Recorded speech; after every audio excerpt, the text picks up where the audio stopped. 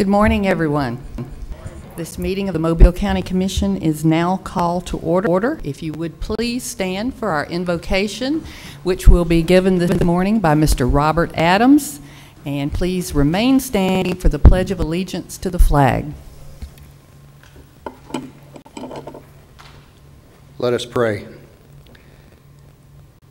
Our gracious Father in heaven, we thank Thee, dear Lord, for the opportunity to live in a city, a county, a country that shares the opportunity for democracy and freedom of expression.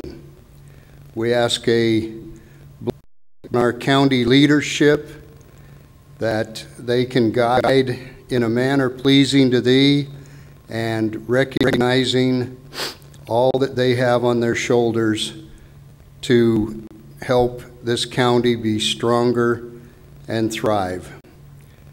We thank Thee for all that Thou hast given us, and we can show our appreciation with humility. I say this, Amen. Pledge allegiance To the flag of the United States of America and to the republic for which it stands, one nation, under God, indivisible, with liberty and justice for all. Please be seated.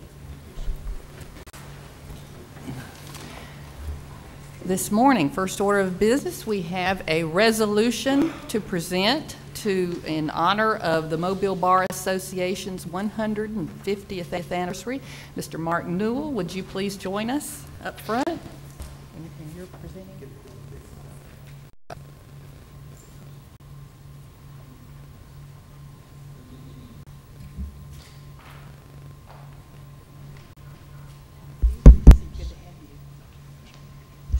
Commissioner Bloodgood is going to do the honors today. Honoring the Mobile Bar Association 150th year anniversary.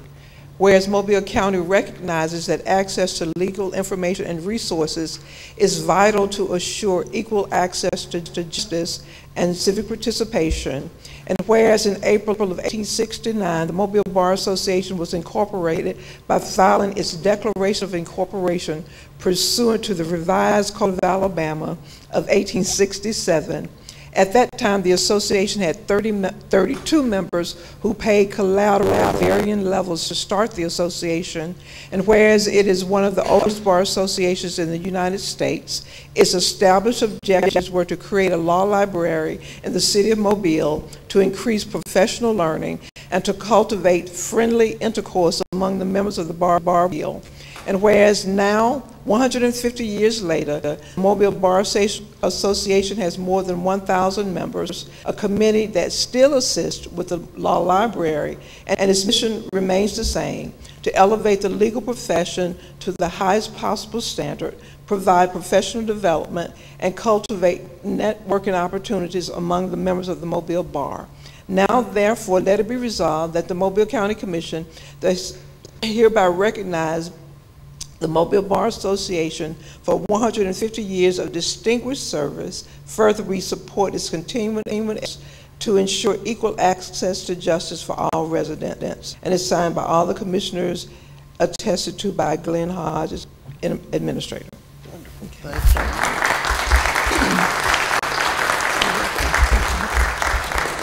I know you want to say a few words, right? Oh, sure, I'd love to. Yeah. Thank you, Commissioners, and on behalf of the over 800 members of the Mobile Bar Association, we very much appreciate this. We have a long life of service, public service, including Commissioner Ludgood, and as well as our two speakers at our meeting Thursday, U.S. Attorney Jeff Sessions and Bill Pryor, 11th Judge.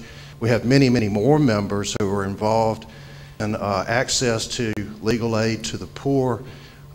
We're one of the top organizations in the country that provide that. So thank y'all very much, and we've got a long way to go, and we look forward to more service to the Mobile County and City of Mobile. Thank you.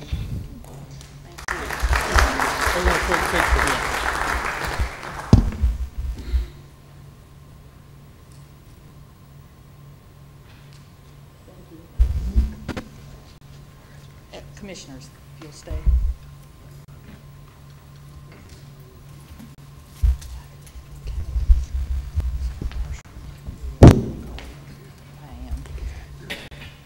We have an opportunity this morning to acknowledge and thank one of our own members of the Mobile County team, Mr. Don Marshall. Don, if you'll join us, and Ricky, would you come forward as well? This is a letter of commendation that will be in Mr. Marshall's permanent file. It is written to Ricky Mitchell as Director, Public Works Director. And Mr. Marshall, this was brought to our attention, and we want to let the public know what a wonderful job that you've done and continue to do for the county, and how much you care about the citizens. And you know, when it comes down to it, our employees are very, very caring individuals. You know, they go out into the community every day, they work hard, and they interact with people. And a big part of that job is helping people. And I think Mr. Marshall has exemplified that in every respect. And we're so proud of you and your service, and I know that your director is, and your whole department. And this is just an example. We have so many that do such a great job, but we want to acknowledge your work today through a letter of commendation. And I can read it, or would you like to read it? Okay. And this is to Mr. Mitchell, but this is your copy, okay? Dear Mr. Mitchell, please accept this letter of commendation for Don Marshall of Mobile County Building Inspection Services for his outstanding work, professionalism, and care and concern for others in serving the citizens of Mobile County. Recently, Mr. Marshall responded to a call regarding a county code violation involving a motor home that was disconnected from the septic tank. Upon inspection, he also found a disabled mother and her daughter living in disastrous conditions. Instead of immediately taking punitive action, Mr. Marshall was determined to find a solution.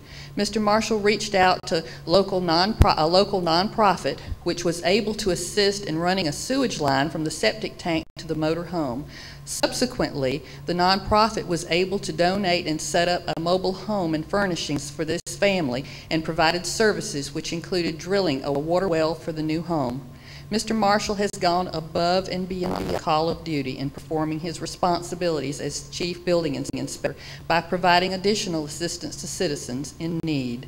His exceptional character and work ethic set a positive example for all county employees, and we are indeed fortunate to have Mr. Marshall as a member of our Mobile County team. Best of luck.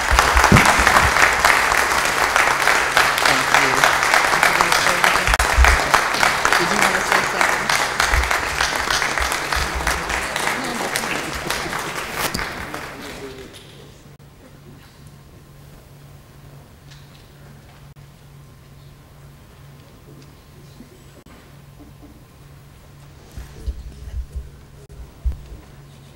First off, I'd like to thank Don as well, and it's been a privilege to work with the employees that we have. We have outstanding employees that go above and beyond every day, and it is excellent to be recognized, and thank you so much for that. Thank you.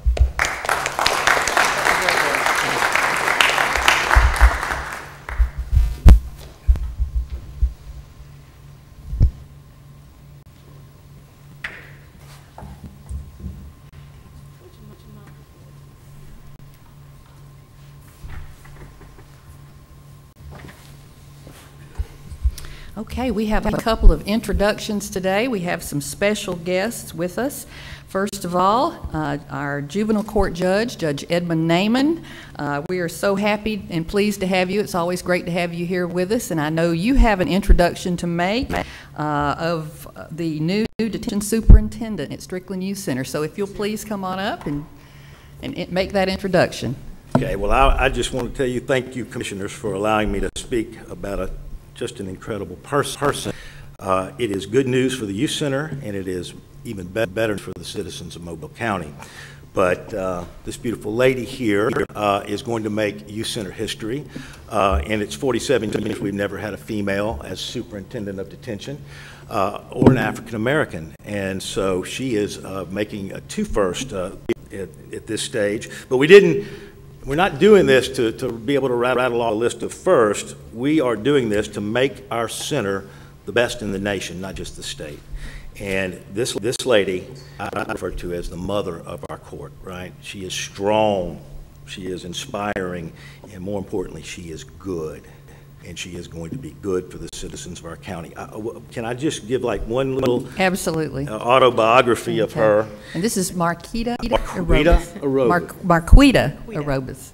And I will just read real quickly. Ms. Aroba has served the James T. Strickland Youth Center for 29 years in various capacities. Ms. Aroba began her career in 1989 as a detention officer. Then from 1991 to 1993, she served as a detention counselor. From September of 93 to October of 2003, Ms. Aroba worked as a court investigator with the Department of Investigation and Recovery. Ms. Aroba returned to the Youth Center, served as a Youth Service Officer 1 in 2003. She was promoted to the position of Youth Service Officer in 2006 and to the position of Youth Service Officer 3 in 2015. Due to her exceptional work, passion for the juveniles and the detention programs, she was assigned to perform some of the functions of Assistant Superintendent while in the position of Youth Service Officer 3. Aroba worked with great dedication through the years and was appointed Interim Superintendent in November of 2018. Ms. Aroba was appointed to the position of Superintendent of Detention at James T. Strickland Youth Center, really officially today. Every day, Ms. Aroba utilizes her ability, knowledge, and skills to advance the programs of the Youth Center. Ms. Aroba earned her bachelor's degree from the University of South Alabama and her master's degree from Alabama State University. And it really is, her whole family is involved in this process of inspiring young children. Her husband is an incredible guy as well. He worked at the Youth Center, from 1991 to 1998. He is currently assistant principal of the Continuous Learning Center, which is dealing with, it's an alternative school dealing with some of our most difficult kids, and he has this magic ability to reach much like his wife. Ms. Aroba is a member of Spirit and Truth Ministry in Mount Vernon, Delta Sigma Theta, and the Gulf Region Organization of Nigerians and Americans. She also serves as a CPR, first aid, and AED instructor with the American Red Cross. I can't tell you how much I love this woman, and I can't tell you what this means to our community, and I thank her every day for accepting this position. This is not an easy position, but through her leadership and through her work, we are, mark my word, we are going to have the greatest youth center in the nation. Amen. So thank you, Mr. Aroba.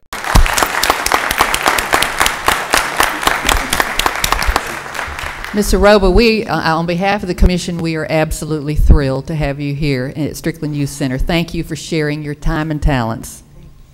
Ms. Aroba, in looking at you, you started about 8 years old there at the Youth Center? Thank you. Thank you. Thank you so much. And thank you, Judge, for introducing Ms. Aroba. Okay. Next, I'd like to invite Mr. Robert Adams back, who gave our invocation this morning. Mr. Adams is a board member for the Mobile Ballet, as well as serving as a volunteer board member on our Mobile County Communications District. So he is a busy man, and he works on top of all of that. But today he's introducing some special guests. We have Ms. Katia Garza, who is the new artistic director, and we have a couple of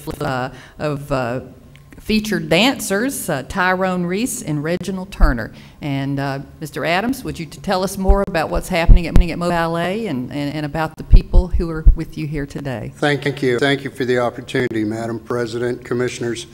The reason it is so important to come before and recognize these two, speaking of youth, these two exceptional young men, they have brought and they are going to keep bringing national acclaim to Mobile County. I will let Ms. Garza explain exactly, because I know I'll fumble it up, but they are both students at Davison High School.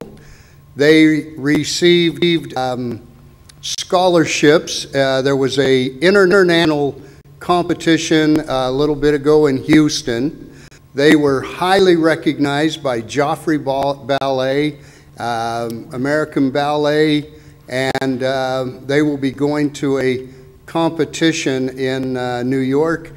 But what is so, I think, valuable to us and will share in the accolades, they are representing Mobile County. They're representing Mobile Ballet, and I think that says a lot for our community.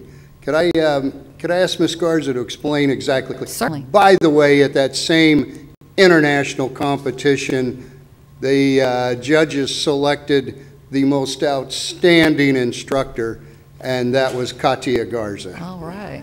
Way to go. Well, I'm here to explain to you what is Youth American Grand Prix. It's an international ballet competition where they have two styles, contemporary and classical ballet. And we came back from Houston in February with Reggie Turner with the third place in contemporary, and Tyrone Ricci with the first place in classical and second place in contemporary. So we are representing Alabama, the state of Alabama, in the final competition in New York in April, in 2 weeks. And Tyrone was accepted with a full scholarship, both of them in Patel Conservatory in Tampa, and both of them got invitations for the Bolshoi Ballet, which is very far in Russia. So it is great to know that here in Mobile you have a great talent, and that they are going to go out there. In this year, Reggie got accepted in the Juilliard School in New York, and Tyrone in Complexions Dance Contemporary Company. And both of them, I think they have a brilliant future in the art form of dance, and I'm very pleased to present it to you because all of you should be very proud of the talent that you have here in town. Absolutely. We are very proud. Would it be possible for them to come around for a photo? Certainly. Okay. And may I mention, over the weekend, do you want to go right around that way and they'll get a... No, you can go right through here. May I mention, over the weekend, Sure. Ms. Garza choreographed as our artistic director a spectacular performance of Little Mermaid, and we will keep you in touch on the future ones. And just, do you want to go in for, oh, okay. With them. One other, Jay Ross and I will be starting lessons this summer. So we'll be back. Yeah. I'm sure we can bring a claim to the count also, so.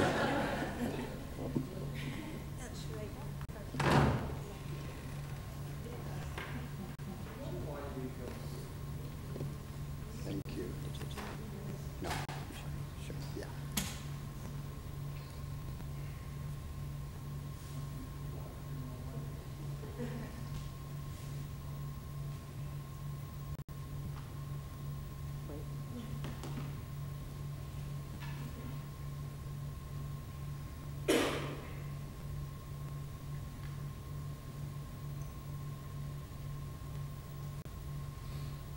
Thank you.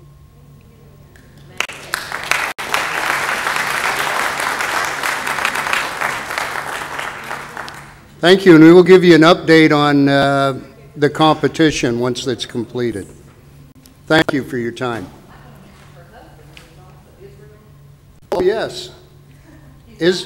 Israel is not here. Israel is also, he's artistic, basically manager, and they performed in Nutcracker. We have an absolute treasure with these two here in Mobile. Thank you. Thank you so much. Jay, I'll get back to you on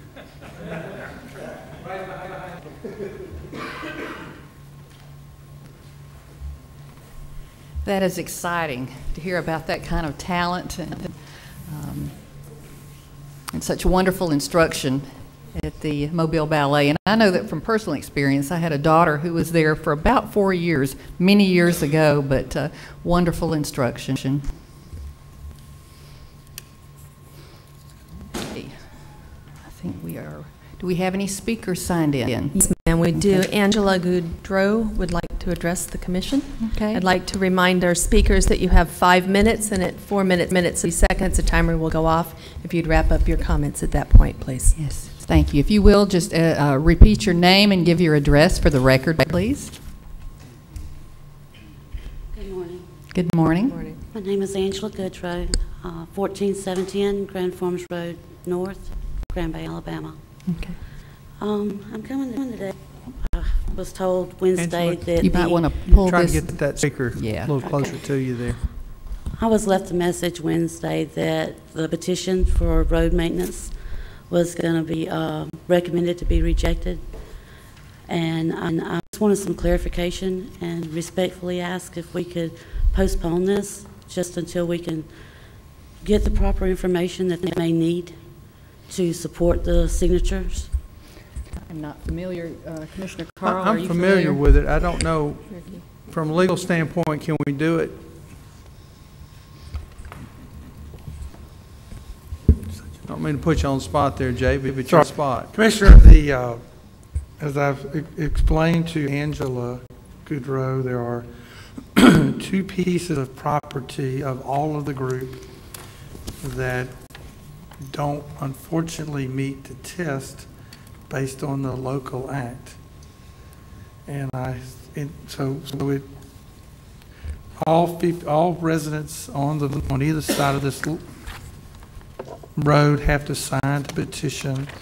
Due to no fault of Angela's, she was unable to obtain signatures of two parties, one of which the owner is deceased and the ownership is unknown or certainly unascertainable by Ms. Goodrow.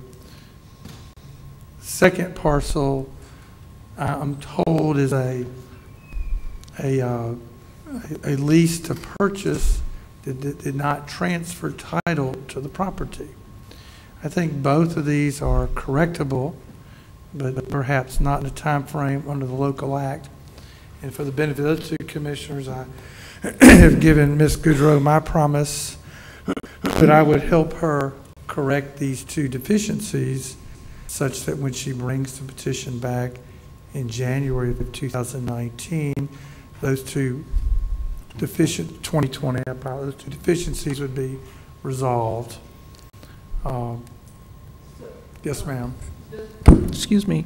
Does the act allow us to, are you saying that there's some time frames within the act that will bar her holding this over to give her time to? I mean, Commissioner, per the act, the petition must be submitted during the month of January. Okay, so the petition was it submitted in January? it was timely submitted. Okay, so what keeps us from holding this over to allow her time to correct it, to correct what needs to be corrected?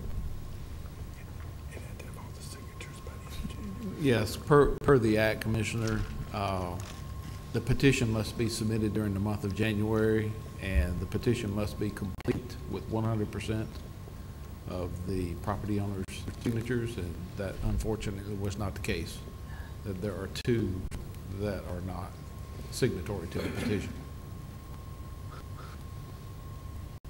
Yeah, I understand. And Jay has described those to you. And I've been working on this too for a number of years too. So we're all in this together, should I say? And it's far from over.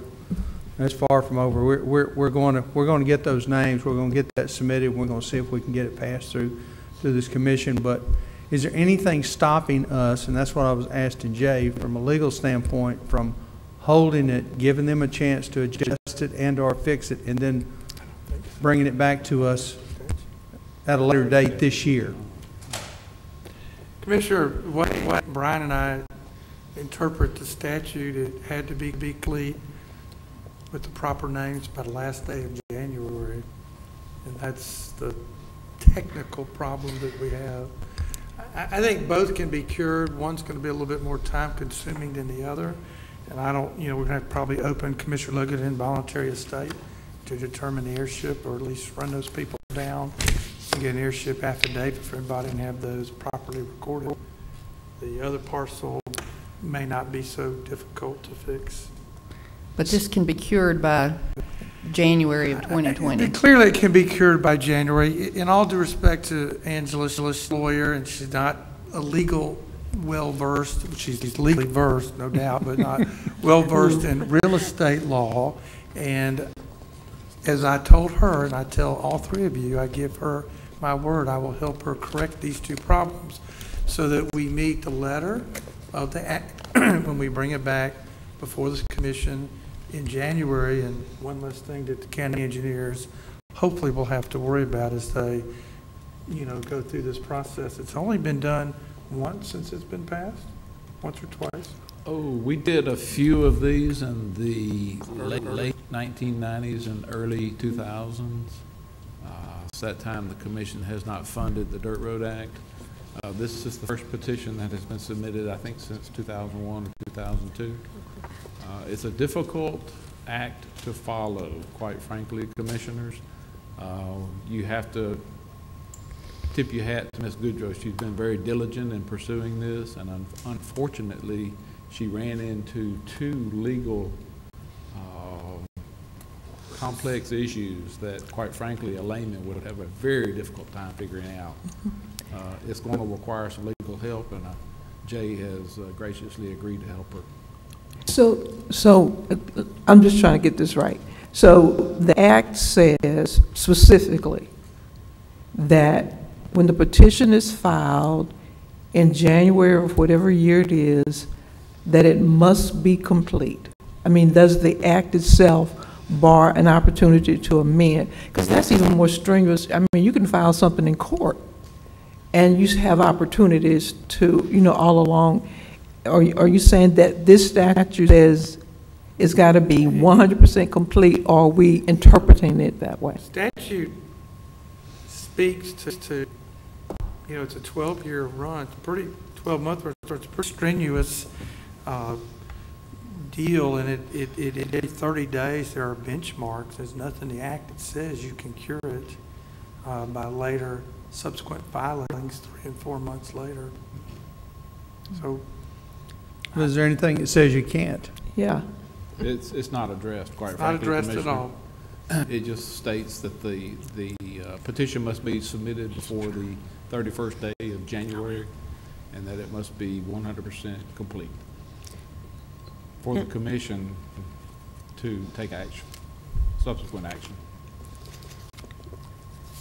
Hopefully in 2020, if we get a complete petition, that will allow us to move forward with starting the design of the road and creating right-of-way maps and deeds for them to execute. These two issues would have to be cured before anything could be they need to be accomplished cured before anyway. the next petition is submitted in January of 2020. Okay. If I may, the lease to own, to me, there were two neighbors. It's a young man, elderly gentleman. The elderly, they had to move because of the condition of the road and their health conditions. They couldn't get home health, so they had to move. They did like I'd call it a written, good faith, document to show that they're purchasing the property. It's my understanding that when you did the title search that there was no proof that he had made any attempt to pay property tax on that property. Is that correct? The title search reveals the current owner and that the current owners, two people, paid the property tax on it. The title search did not reveal the lease to own arrangement, whatever it may be, between the parties. And the leased owned person did not pay the ad valorem tax for the previous year. So that's all we had to go on at the time. If I may submit this, young man, he works on a state, he works construction, he's a welder, pipe fitter, and he had his stepmom pay the taxes last year on his behalf, and I have the receipt here with his stepmom's name. If I'd like to give it to Mr. Certainly. Okay, so if we can come up in February and deny it, why can't we wait 30 more days to accept it if we can get it done, or 60 days, or a reasonable amount of time? That's what I'm getting at here. And if we can't do it, we can't do it. I know there's two people in question here, again, because I've been so involved with it, and I don't know that we can get it done in a reasonable amount of time, and it may push it on to 2020. But all they're asking for is an extension.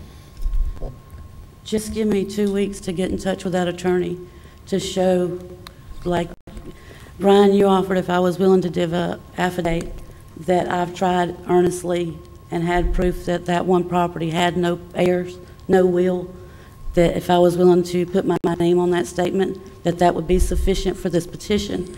I'm begging and pleading with y'all. I've been with this for almost 13 years. I've jumped through every hoop. I've done everything humanly possible to get this done. And yes, this is a very stringent law. It doesn't only put pressure and burden on me as a chairperson. If I get sick during the process, there's no one else going to take my place. If the county, for some reason, from May to July, can't get in there and do the engineering part that they need to do, it gets set aside, if I'm not mistaken, correct?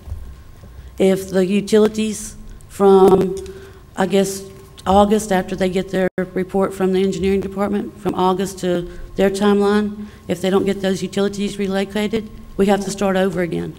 I understand. So I'm just asking 2 weeks to clarify, see if I can get a judge to give the right of way. I'll pay whatever the percentage is for that 149th.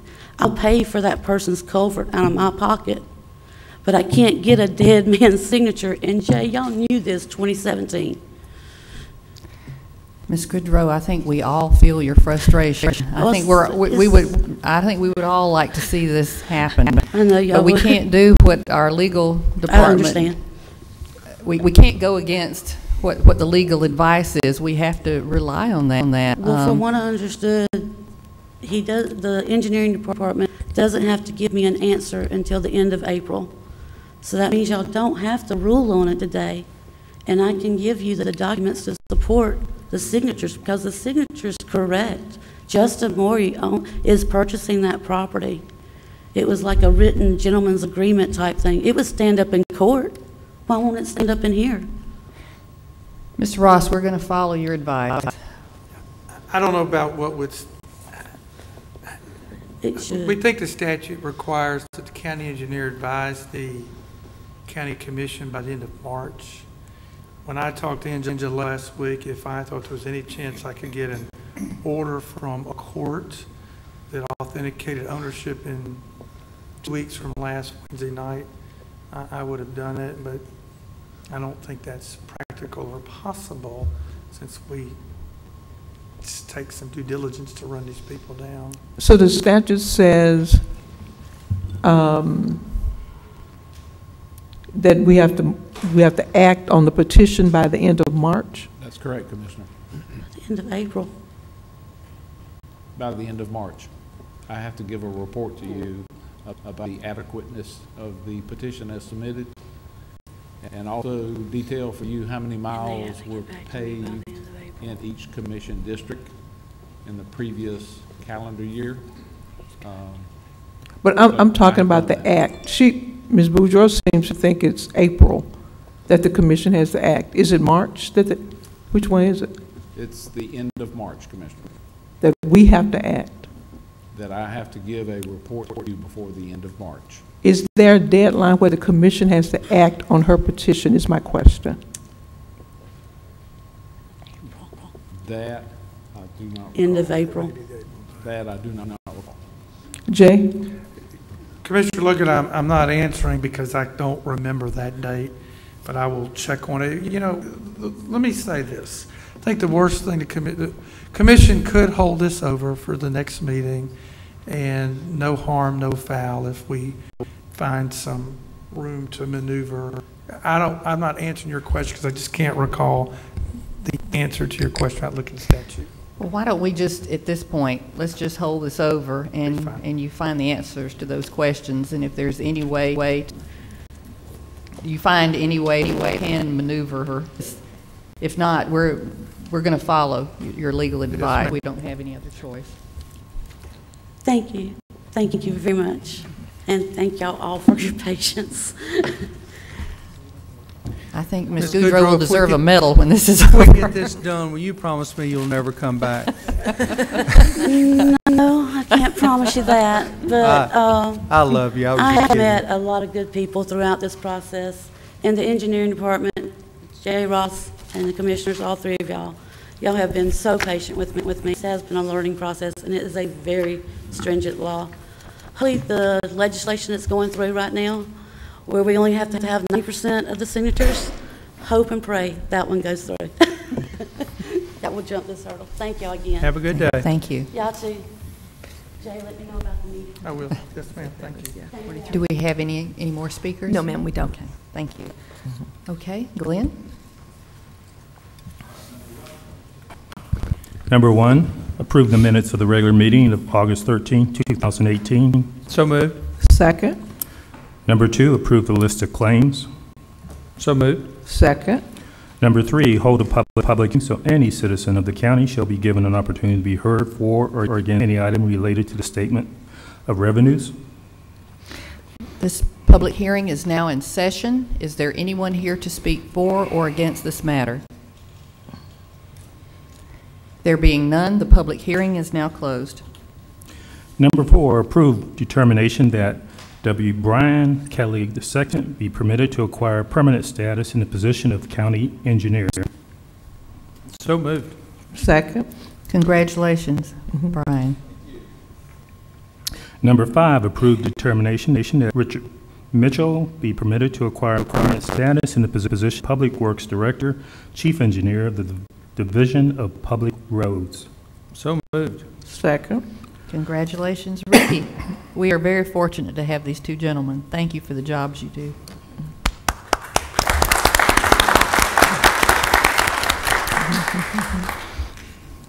Number 6, authorize advertisement for bids, security camera upgrades for the Revenue Commissioner's Office at Michael Square. So moved. Second. Number 7, authorize advertisement for bids, Oddfellows Festival Park improvement. So moved. Second. Number 8, authorize assignment of PH&J Architects to project ADA upgrades at various buildings for the sum of $266,500. So moved. Second. Number 9, approve grant application to Guardian Angel Foundation in the amount of $5,000 for spay neuter of dogs and cats. So moved. Second. 10, approve renewal of annual maintenance agreement with Elite A. Thompson Reuters Business for Mobile County attorneys in the amount of $1,871.97. So moved. Second. Number 11, approve recommendation of the Alta Point Health Systems, Inc. Board of Directors for reappointment of Pamela Millsaps for a 6-year term. So moved. Second. Number 12, approve Ken Qualheim as a nominee for the consideration for reappointment as a member of the Mobile County Board of Equalization for a 4-year term. So moved. Second. Number 13, approve amending March 11, 2019 minutes agenda item 28 to include reject bid number 20-19 scorekeeping services for West Mobile County Park. So moved. Second. Number 14, approve a request from Mobile County Commission to determine whether or not the building or structure located at 5621 Bel Air Drive, Mobile, Alabama, constitutes a public nuisance. So moved. Second. Number 15, take the following action on bids. So moved. Second.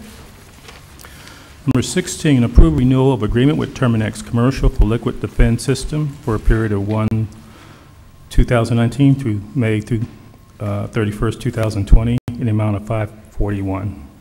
So moved. Second. 17, approve a 36-month lease agreement for 5 Sharp MS copiers for administration departments. So moved. Second. 18, approve a 36-month lease agreement for a Sharp MXM for the County Commission Administration Grants Department for $199.49. So moved. Second. 19, adopt a resolution authorizing requests of the Building Maintenance Department to dispose of certain items from fixed assets. So moved. Second. Number 20, approve work order. Number 13, amending the WAN Internet Master Services Agreement between Information Transportation Solutions, Inc. and the county to replace and relocate redundant core switch on the floor. Cost amount $69,959.45. So moved. Second. 21, authorize professional service contract with Southern Earth Services, Inc. to provide environmental consulting services. So moved. Second. 22, approve professional service agreement with Highland Global Services for provision of consulting services and expansion of on-base document management. Estimated cost $6,546.96. So moved. Second. 23, approve purchase from Highland Global Services 5 licenses for desktop document imaging in the amount of $4,769.13. So moved. Second. 24, approve amending the January 28, 2019 minutes, agenda item number 19, to correct the new grease trap fee in the amount of $100 per day to be effective January 28, 2019. No. So moved. Second. 25, adopt a resolution authorizing request of the Revenue Commissioner's Office to dispose of certain items from fixed assets inventory list. So moved. Second. 26, approve contract with the Angel Foundation in the amount of $5,000 from the District 1 funds to support its work using the performing arts to build discipline, leadership skills, creativity, and self-confidence. So moved. Second. 27, approve contract with the courtyards at Magnolia Grove Homeowners Association, Inc. in the amount of $8,000 from District 2 funds to benefit the Magnolia Grove Parkway landscaping project. So moved. Second. 28, approve contract with Southern Skyline Community in the amount of $1,750 from District 2 funds to benefit its signage project. So moved. Second. 29, approve contract with 92nd Infantry Division Buffalo Soldiers Associating World War II Alabama chapter in an amount not to exceed $2,500 from District 1 funds to defray the cost of a historical marker for Oakland Memorial Cemetery contingent upon submission of required paperwork. So moved. Second. 30, approve contract with Lighthouse Community Development Corporation in the amount of $4,322.23 from District 3 funds to provide lighting for the community park. So moved. Second. 31, approve the software upgrade and renewal of maintenance contract for 1 year with timekeeping systems in the amount of $7,299.36 for the Metro Jail. So moved. Second. Number 32 was voted at the conference. Number 33, approve a memorandum of understanding by and between Mobile County Commission and Chick-fil-A RSA for the providing prepared food service in the restaurant area, ground floor of Mobile Government Plaza for the convenience of employees, juniors, and others. And there has been a change. We're adding Chick-fil-A may utilize a refrigerator and sink in on-site kitchen. So moved. Second. No. 34, approve conditional real estate purchase agreement with JW Properties for the purchase of real estate property located at Michael Square Shopping Center, located on Azalea and South Michael Boulevard, to further authorize the County Commission President to execute conditional real estate purchase agreement. Commissioners, excuse me, at Thursday's meeting, Commissioner Ludgood made a good request that the specific dollar amount be excluded based on the time frame from last appraisal to whenever the property may sell. I did catch up with Jimmy late in the weekend. He agrees to that. Martha and I will tweak the language to so reflect that if he has an offer or he himself wishes to buy it, to come back for the valuation to be set by this commission. But he's trying to get an exclusive thing on it. Basically, he's trying to find some tenants, and we'll build a building to suit maybe 2 or 3 different retail spots under one roof. So we'll fix it correctly based on what I've indicated. But you can either accept it today, or we can bring it back for final approval at the next meeting, as the commission wishes. Well, if it's not sensitive, we can just bring it back. Okay, we'll get the words just right and bring it back to next meeting. Okay. Thank y'all.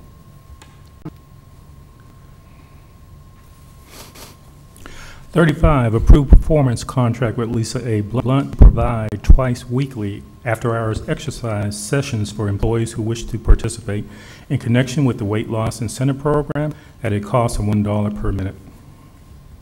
So moved. Second. 36, approve grant application to the corporation for National and Community Services in the amount of $361,978 for continued funding of the Mobile Foster Grandparent Program. So moved. Second. 37, approve a grant application to the Corporation for National and Community Services in the amount of $336,119 for continual funding of the senior program, companion program. So moved. Second. 38, approve contract with the University of South Alabama, Inc. in the amount of $3,828 from District 2 funds for its video production camp program. So moved. Second. 39, approve contract with the University of South Alabama in the amount of $5,000 from District 1 funds for its video production camp program. So moved. Second.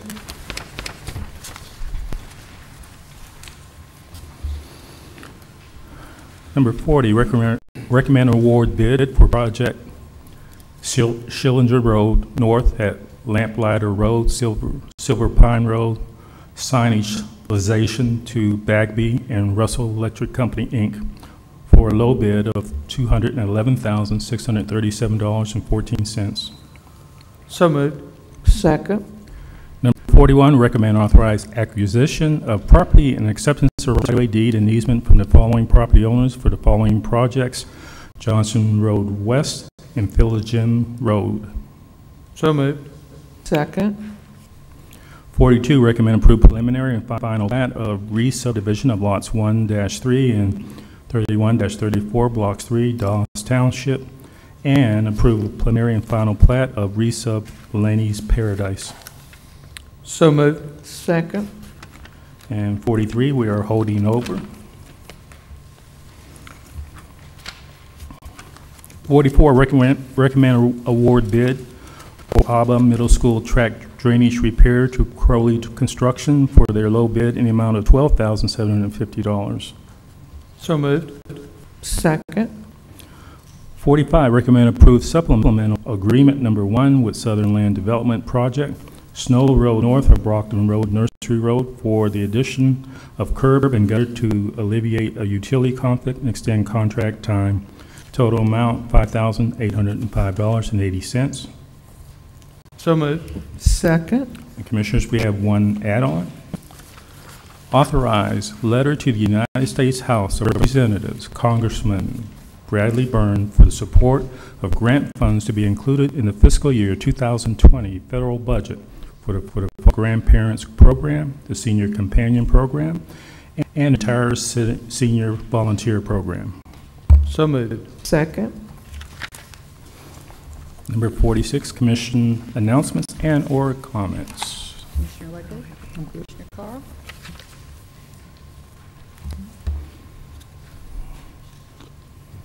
I think we're ready for a motion to adjourn. Done. Approve request for a motion to adjourn. So moved. Second. We stand adjourned. We have a And we do have an Indigent Care Board meeting. The Indigent Care Board meeting is now called to order. Excuse me. Number 1, approve the minutes of the meeting of February 25th, 2019. So moved.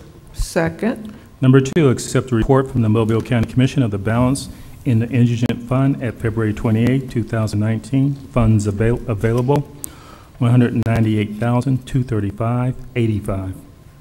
So moved. Second. And number 3, approve request for motion to adjourn. So moved. Second. We stand adjourned.